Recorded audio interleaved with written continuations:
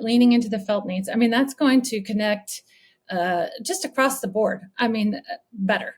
Whether you're talking about a ministry context or just a general life context, meeting people's needs is what matters. It's not selling the sales pitch. It's understanding what a person needs and speaking to that need. And that is what Jesus has called us to do. And that should not be any different, whether it's a person in the grocery store or it is in a digital campaign. We are connecting with people's hearts and trying to nurture their souls by sharing the gospel.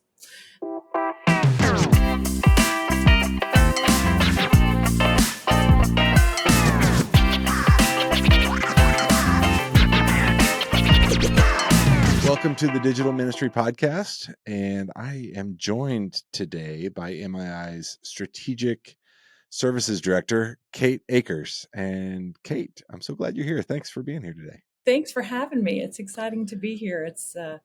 I've really enjoyed the previous episodes, Nick. So, honored to be here today. You listen? You actually listen to these? Of course, yes. And if the listeners of this episode haven't, you should go back and listen to the previous episodes, chock full of great information. So there you go. Kudos nice plug. to you, Nick. Wow. Yes. Kudos to MII. I'm glad that MII put this thing together. It's fun. It's been good conversations, and I think today will be more of the same that we can learn a lot from. And Kate, you are somebody that we can learn a lot from. You know, my career is in marketing, both for profit and in industry, and yours is as well. You used to be the marketing director at Brentwood Baptist Church in Nashville. It's in Nashville proper, right? It's actually in Brentwood, Tennessee, which is in Williamson County, just south of Nashville. But as soon as I said it, I was like, I should have looked at my notes more carefully. I think I'm wrong. Yeah. It's in the Nashville area. And then Senior Director of Marketing for Sony Pictures. Provident Films. It's Provident Films. So it's we'll just edit this. No, we're gonna roll with it. But Sony so it's actually the film imprint for Sony Music. It's an interesting story. Okay. Mel Gibson took a big swing when he made his film, and the Sony Pictures said, "Hey, we want a piece of that. We didn't get a piece of that action. There's an audience there." And so they went to the Christian music label, which was Provident, and said, "Hey guys, help us understand this audience." And they said, "Yeah, sure. Well, let's start making some films." And the CEO president at that time, Terry Hemmings, said, "Yeah, we don't know any filmmakers, but you know what? God's called us to this, so we'll see what happens. Let's see what happens." And about a week later, he got a film called Flywheel, which was the first film from the Kendrick brothers. Okay. And he said, "Yeah, there's something. Let's get behind this." Well, I don't remember Flywheel. What? It's their very first picture. Okay. Yeah.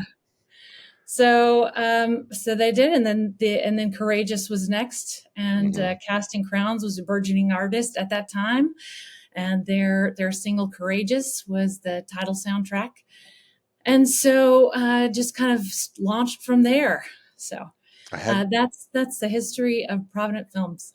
It's really exciting. Well, I have seen Blue Miracle, and you did some work on that one, didn't you? Yes. Very exciting to partner with Netflix on that one. Wasn't really an intentional distribution, the intended distribution outlet for that. We intended it to be a theatrical, but COVID changed things, so, but it was really exciting to go to the Dominican Republic and, be on set with the team. I got to help think through on-set assets that you're capturing, behind the scenes content. So got to dream up different tactics and develop content library and It's a lot of fun. But then, when COVID hit, changed the game, and we really were blessed to be able to have it be picked up by Netflix. And then I got to work with that team at Netflix, and man, we think a lot about data and MII, and they have the data on lock. And Yeah. so it's really interesting to get the peek behind the curtain and to see how they leverage data. I think we had like 8 different key art. And this is key art, typically, one image, one set image, but that's not the case with Netflix. You're going to have, at least 8 iterations, and they're going to serve up whatever is going to appeal to you. So explain key art to those that don't know what you're talking about. Sure. So when you think about a movie poster, Mm-hmm. that's your key art image. That singular image, which is there's a lot of thought that goes behind the development of that art and image, and it helps to communicate what the movie is, what's it about, what are you going to feel when you sit down on the seat, and who is this content going to appeal to. So that's the key art image. But it's interesting to know that 8 different iterations when it comes to Netflix. So iteration, audience segmentation. Okay, so they're testing that key art image against individual users logged in. Yes. Into the platform and to see which one generates the most views, or what's the metric there? Well, definitely that, but also depending on your watch history. Okay. So it's a recommendation engine. Mm-hmm. So based on what content has performed well for you as a subscriber, then they'll serve up the key art that they have identified and that the algorithm has said will resonate with people who like that particular content. So for instance, if you really love action films, then the key art that you'll get for Blue Miracle is going to have more of the dark alley action shot of the orphan being saved. But if you like family films and uplifting films, you'll get the image of the blue water and the boys cheering on the boat. So it's really interesting to see the different segmentation there. I really do love that movie. Like, we've watched it multiple times at my house, and it's got fishing. It's got all the good storyline. We're fans of Dennis Quaid, who stars in that movie as well, who's great in that film. But I've noticed like key art shifting at our house, and so for those that don't know, if you use Netflix or you watch it, you can rate films. So you can like thumbs up, thumbs down, or like double thumbs up if I really loved it. And I've noticed how some of those thumbnail images or the key art switches from time to time. And I'm like, I wonder what they're trying to do here, because I worked when I worked with Global Media Outreach, Netflix headquarters was right down the street from us. So I'd bump into like Netflix developers, and I was kind of paying attention to whatever was happening over there when they started releasing like their culture deck. That was a big development where they talk about how they're going to just be as employees inside the company. So I was kind of interested from that side, but also a lot of the data that they were gathering and kind of releasing a little bit of it publicly, just talking about how they make those recommendations. I've thought it's been fascinating, from the beginning, but you got an inside look at it. That's very cool. It is, and the way that they are able to look across cultures too, and to be able to provide that nuanced content, and it's very interesting. Yeah. So, how many people log in on your Netflix account? Like, do you share it with? That's a secret. No. Yeah. They're cracking down on that stuff too. I know, they truly are, which is smart. They should. Right. It's I don't think it's hurt them at all, though. I think there must have been. They've been really generous with that, like letting people share logins, and I know that it's because you're getting data off of it, exactly, and it's sticky. Right. I mean, if you reduce the barrier of cost because you're spreading it across multiple users and you're keeping the household engaged with that platform instead of some other one like Disney Plus, hey, that's great. Let's keep them. Retention matters. Final question before we move on. So Yeah. I love watching movies, and then on my phone at the same time I'm on the IMDb website, and I'm looking at like, what other movies has this actor been in, or what's the trivia? Like, I love the trivia and the behind the scenes stuff. Did you contribute to any of that ever? Did you ever log any posts on IMDb and say, hey, I've logged a little bit, but as far as the trivia is concerned, because that when that particular picture is controlled by Netflix, but certainly with other pictures, yes. I love that stuff. I always want to know what's happening behind the scenes. So Yes. you've been at MII for about 6 months, just about. And how's it been? It's been a fast 6 months, man. I It tell has you been what. fast. Yeah. I mean, a lot happens in the movie business, but MII has its fingers in a lot too. Yeah. It's really exciting to learn all of the things that MII is doing and that God is doing around the globe. Man, that is just so exciting to get to see how the Spirit is moving internationally. So What I appreciate is that, we talked a little bit right when you started, and you were so excited about really that aspect, like being involved in what so many different people around the world are doing and how the Lord is working through their ministries and their organizations. And it doesn't seem like that excitement has waned in any way, which is really encouraging to me, and I'm sure to others. well, good, and I know the joy comes from the Lord, and it is exciting. It's truly a blessing to be able to get to merge together the marketing aspect with a missional aspect. So that's a beautiful thing. I'm very blessed. So you have an interesting perspective that I want to dig into a little bit, because you were at Brentwood, so you're the marketing director for a large church, and now working with many dozens, hundreds different parachurch organizations, Mm-hmm. uh, these other nonprofits that MII gets to work with and serve with. What are the similarities between those two roles, or are Um, there any? there are definitely a lot of similarities. It is interesting how the worlds have collided on so many occasions in just 6 short months. So yes, there are a lot of similarities and personalities, but also in function.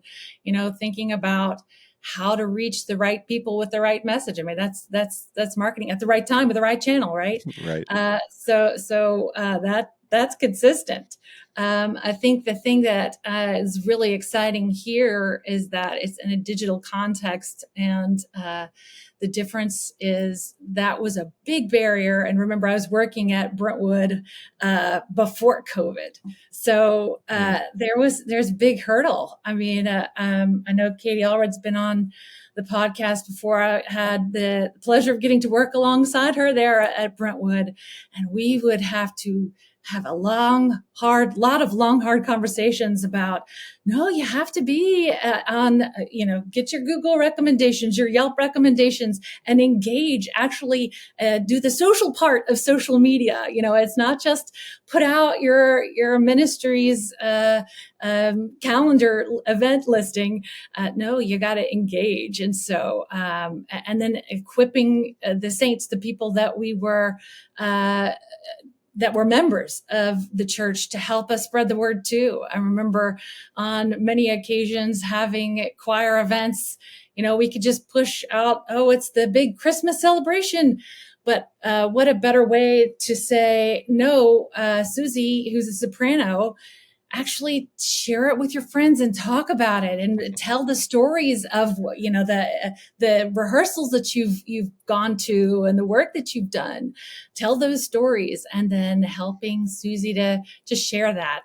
Katie and I had several times when we got to have those conversations, but yeah. So what did you learn from that? Like, how can churches do a better job at helping equip their people to engage their local community? Because that's kind of what it sounds like you were encouraging people, and you were encouraging them in that direction. Yeah. So what did you find that was effective as you were trying to do that? I think getting people to be bold in their faith is something that is a challenge, particularly when there is such scrutiny in the world, when everybody is so polarized, to encourage the church to do that. Just be the church. And that means extending a hand, being there, actually opening your heart to the world around you. And then if your heart is filled with Jesus, Jesus is just going to fall out. There's nothing else you can do about it. The Pastor Mike used to say, it's like a tube of toothpaste. You squeeze the toothpaste, whatever's going to come out is there. So hopefully it's Jesus. Mm. So yeah, that's that. But encouraging members to be bold in their faith and to be the church.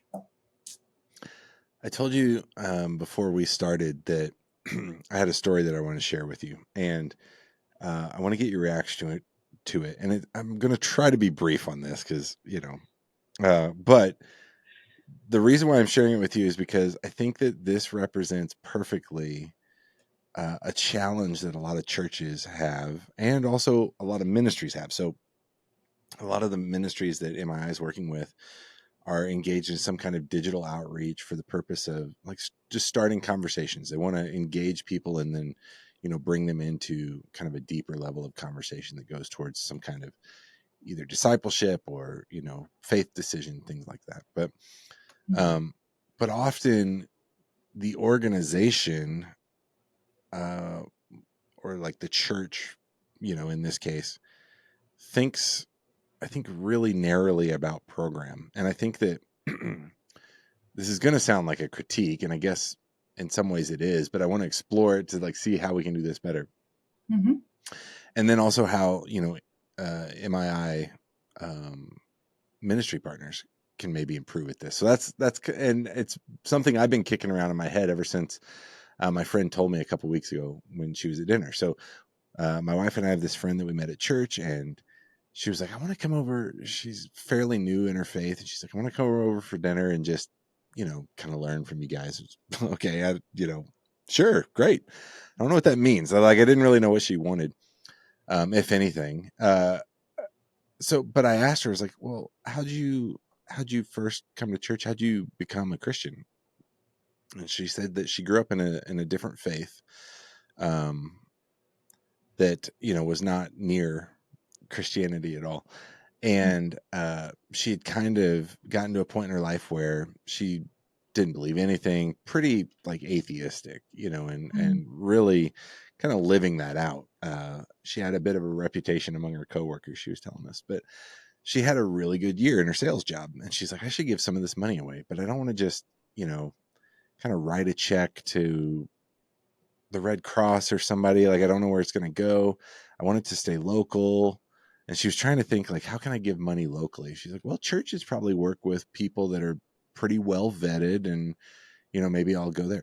So she goes to church one day and looked up online, like, what time's the service start or whatever. So let's say it's 10 o'clock. She's sitting in the parking lot, and she said it took her about a half an hour to like even get out of the car.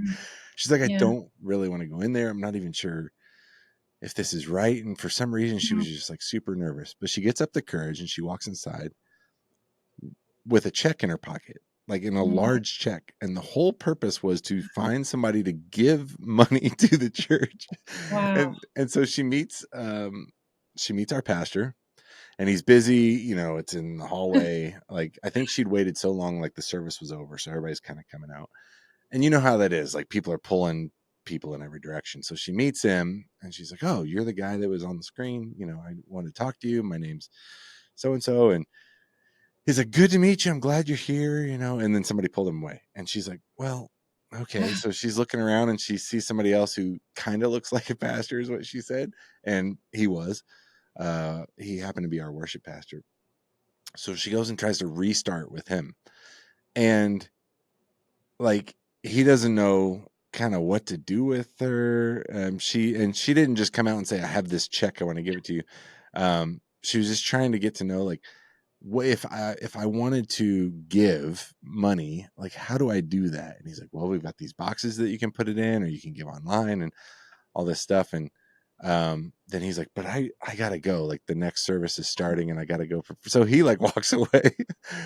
And you're kind of like, as I'm saying all of this, for those that are not watching, they're just listening, you're kind of like rolling your eyes or cringing a little bit. And I was too.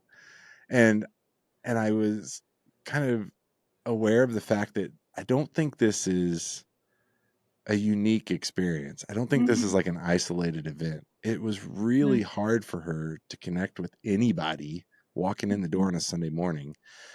And we've got all the greeters, we've got the welcome table, we've got all the stuff in my church that Yeah. you're supposed to do.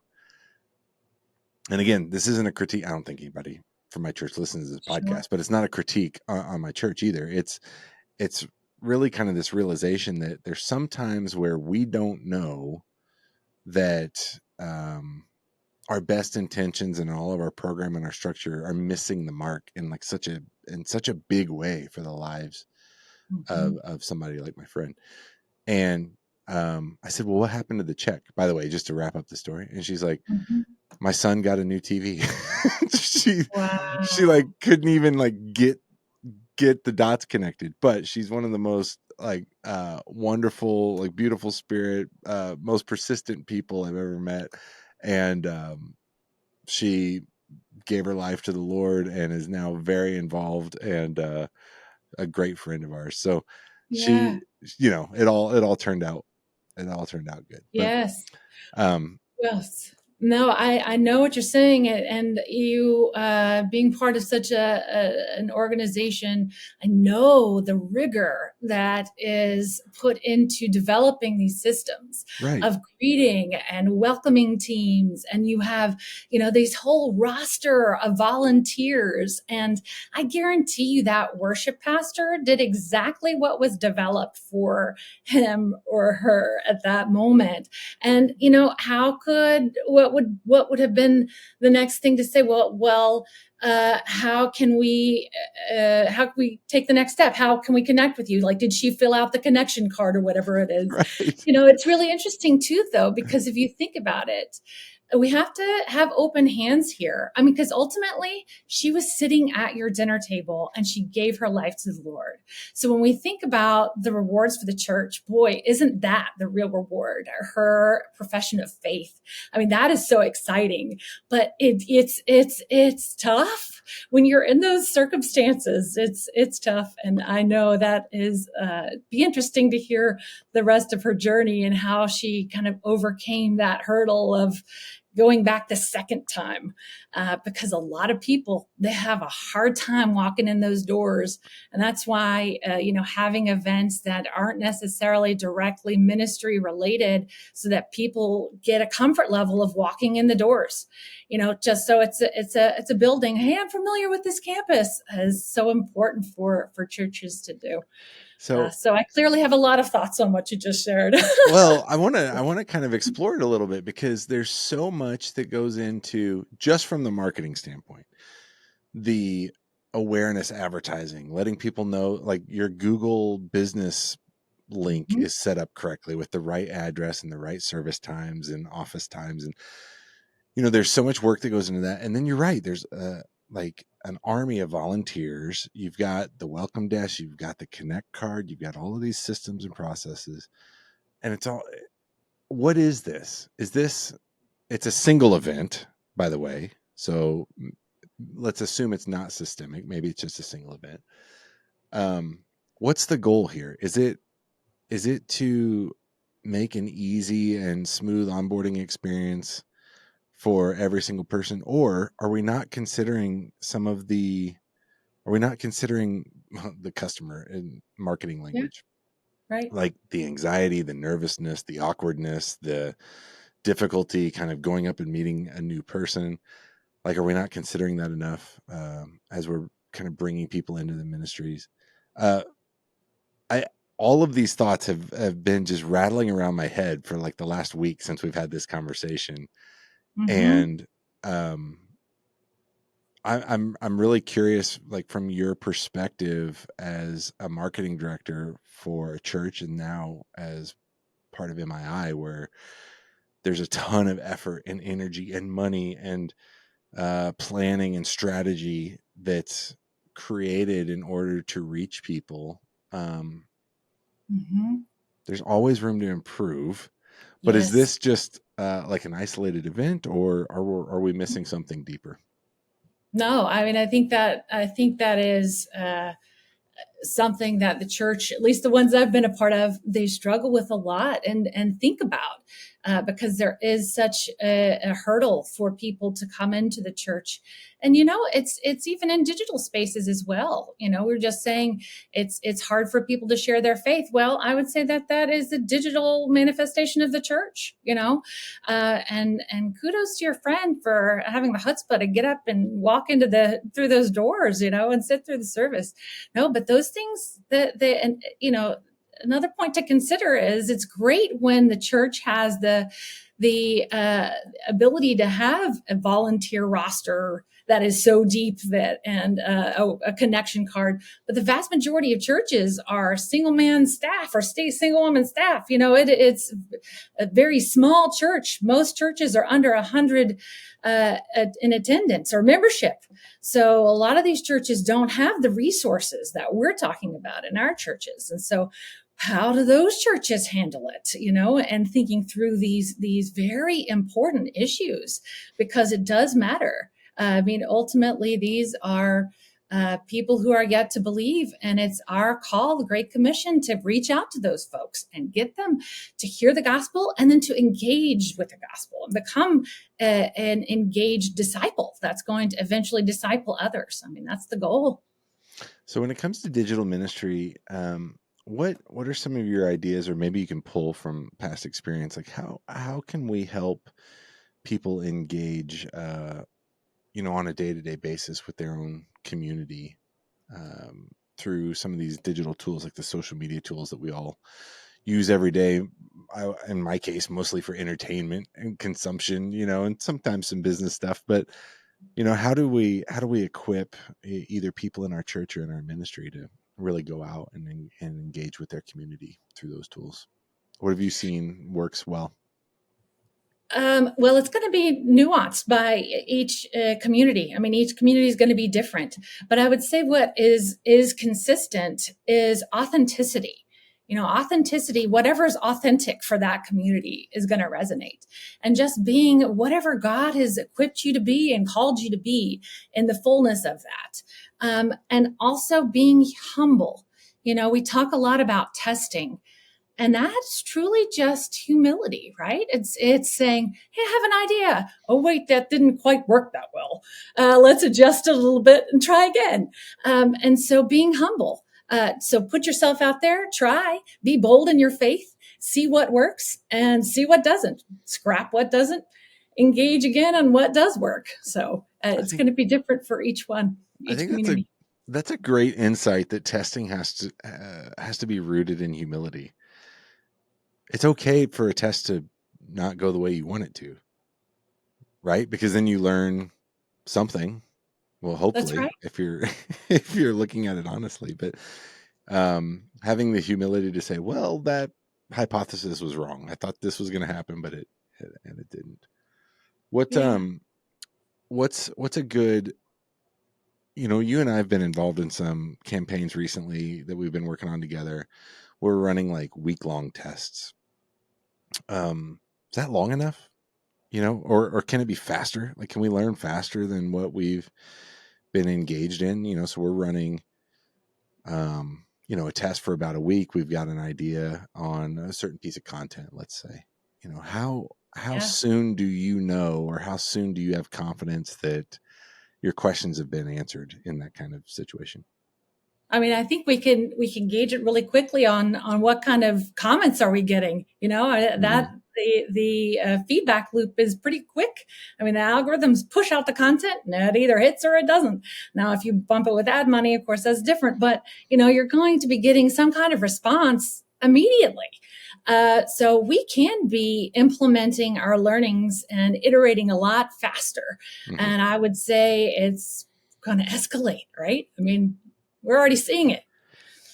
I've always, do you have like a minimum number, like a minimum reach number that you're looking for? I mean, if only 5 people respond or see it and 5 people leave a comment, you got 100% comments, but that might not be statistically valid. What are you looking for on your teams whenever you're running tests like that? I mean, I think it depends on the goal, but I think we're seeing hundreds of comments sometimes. It just kind of depends. Yeah, so something in the hundreds probably would make you more comfortable to know that that you're not fooling yourself. For sure. Yeah. For sure. The mix between like paid traffic and organic traffic with those tests, we just went from like high level strategy to now we're getting into the technical details of testing. But the mix of paid versus organic, I'm really curious, through some of the different roles that you've had, like how has the importance of that balance been on display, like in your career? So let me try to clarify that without leading. Like I'm not looking for any certain answer. I really just want to know what your experience is to kind of see if it differs from mine, actually. But sure, it used to be where you could throw dollars into Facebook or Google or whatever, and it was high quality. It seems to have shifted a little bit, and I don't exactly know where that mix between organic and paid should be right now today. Have you ever experimented with that, or have you seen that change over time throughout your career? Well, it definitely has changed. I mean, now Meta's straight up told us, right? It's about engagement. And if we are not creating content that is engaging, it's going to be deprioritized. Mm-hmm. So you better be able to appeal organically, or you're just going to be wasting your dollars. Like, give the world some content that resonates, and that is speaking to your audience. And if you don't know who your audience is, go back and recalibrate. Maybe it isn't maybe you're not developing content that is really your target audience. Maybe you don't understand who your audience is. So maybe start at the beginning. If what you're developing, the content that you've developed is what you're wanting to put out in the world is not resonating, maybe you're missing the mark on the targeting and the persona. But if it's that that your persona is clearly identified, then you got to pivot in your content. Like, you're not delivering the content that the persona wants to hear, wants to engage with. So try something else. Try fast. The tools are there to be able to crank out the content real fast, and not only just the graphics, but the copy as well. I mean, the AI GPT, I mean, Predis, there's Canva. I mean, there's so many tools. Perplexity, just go to Perplexity and say, hey, what am I missing out on? Or Gemini, it's like a candy store. Well, you've been with MII 6 months, and there's a lot that's changed on the AI space in the past 6 months. Yes. Here we are in the middle of 2024. It's been like a very quick start to the year in terms of new technology. And you put together a list the other day that I saw. You were sharing it around the team of like all of the AI tools that MII was using. I was frankly amazed by how many things were on that list. So you're right about content development. You can, rapidly create and iterate different content to look for that audience engagement. But what you're saying is that it starts with, you have to have kind of that foundation of organic engagement before you can really boost that with some kind of paid effort. Is that right? Yes, absolutely. Because if the content isn't going to resonate, you're just pouring the fuel in a car that's not going to run. Like get a car that runs well, and then add the fuel. Don't pour it into something that's not going to get down the road at all. So, Um, so how do you balance creating content that stays kind of on mission versus content that might be universally appealing to people? And I'll give you a real cheesy example. So like, if you're in a ministry context and you're like, hey, here's the top 5 ways to lose weight and look great in a swimsuit this summer. Like, okay, lots of people are probably going to click on that. It's appealing content, but like, is that on mission yeah, at all? Probably right, not. right, So, right. so how should teams kind of iterate on content using some of those tools without straying too far? You mean the tricks of virality? How to That's ministries? that's a great way to say it. And maybe my example's not too helpful actually, because Because I can if I can spin that real quick, and it's talking about yeah. the temple, caring for the temple. I mean, health matters, but Oh but wow, you're good. You're great. no, but I think there are ways that you can lean into the things, the tricks that Mr. Beast uses. Why shouldn't we? Why wouldn't we? The church needs to do that. But you're Okay. right. We've got to protect the gospel. That is mission number one, is protecting the gospel. But we're also supposed to be in the world. So I Okay, so there's a tension. There's a tension there. let's double click on this a little bit further, because that's okay. I was thinking my example was unhelpful and maybe falling apart here, but now you're making me think like, okay, how can you leverage, some of those like pop culture headlines or tips and tricks Mhm. for, I saw something the other day that somebody was like, why you shouldn't try to go viral on TikTok. I think it was I think the head of TikTok was talking about this. Hmm. And it was almost exactly like what we're talking about. It's like you should lean into, what your audience really cares about. Know your audience was the whole point, instead of like trying to go viral.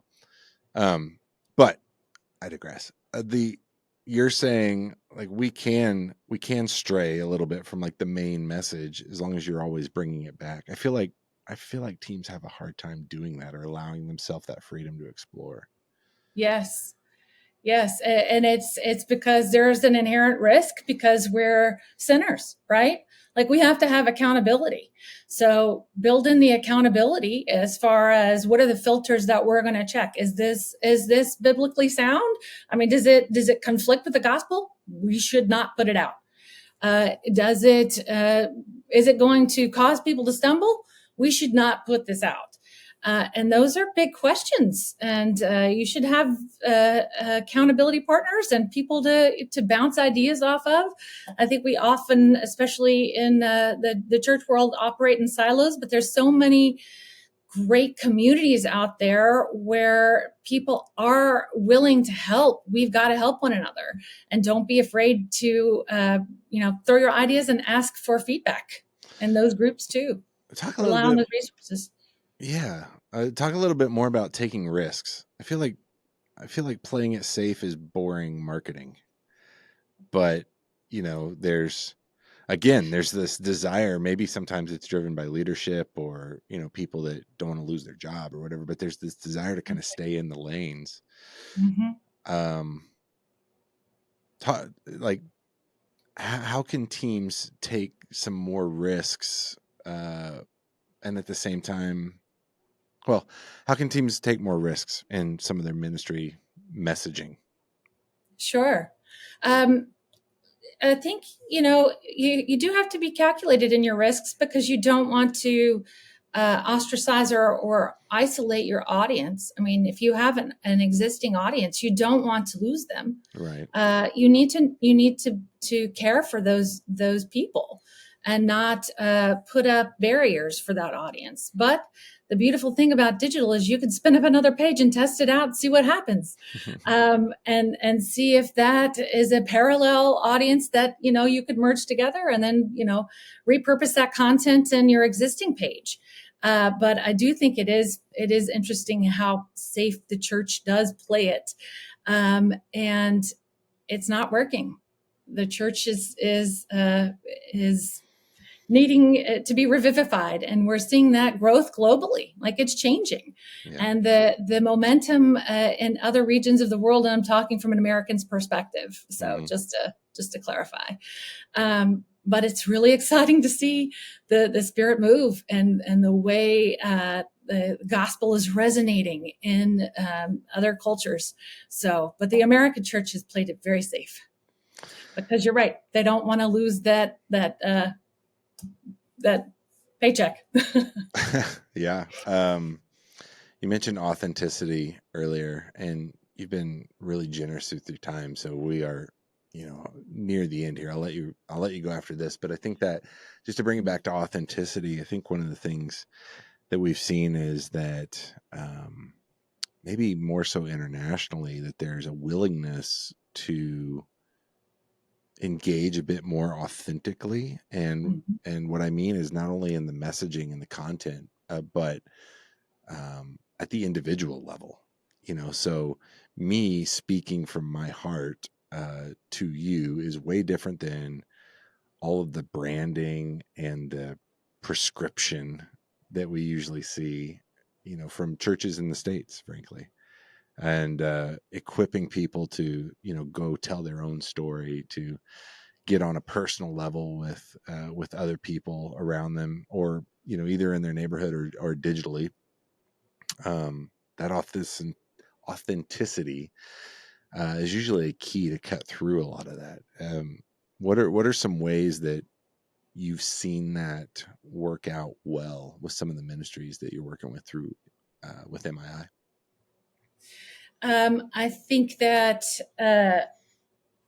are you asking as far as campaigns are concerned, or? It could be an official campaign, or it could just be, you get a lot of look at a lot of different organizations, some of them are brand forward, some of them are person forward, and I don't think we have to necessarily name any names, we don't want to like put everybody on display and measure them there, but is there a difference between, from what you've seen, is there a difference between like being brand forward and being more, kind of authentic, like on an individual basis where there's needs. Yeah, right. Leaning into the felt needs. That's going to connect just across the board. Better. Whether you're talking about a ministry context or just a general life context, meeting people's needs is what matters. It's not selling the sales pitch. It's understanding what a person needs and speaking to that need. And that is what Jesus has called us to do. And that should not be any different, whether it's a person in the grocery store or it is in a digital campaign. We are connecting with people's hearts and trying to nurture their souls by sharing the gospel. And that's going to happen on a heart-to-heart level. So it's a beautiful thing when that happens, and it's exciting to see it happen more and more with the campaigns in MII. Kate, I think I couldn't have said it better myself. Like that's a great place to leave it, and I'll probably ask the team to clip that as a bumper video for a promo for this episode. Well said. I'm sure that people listening can just kind of hear your heart behind the work that you're doing, and I'm appreciative of your time today, but also all that you bring to the MII team. So thanks for being here today. Likewise, Nick. It's always a joy to speak with you. So thank you so much for inviting me. Can't wait to see what's next.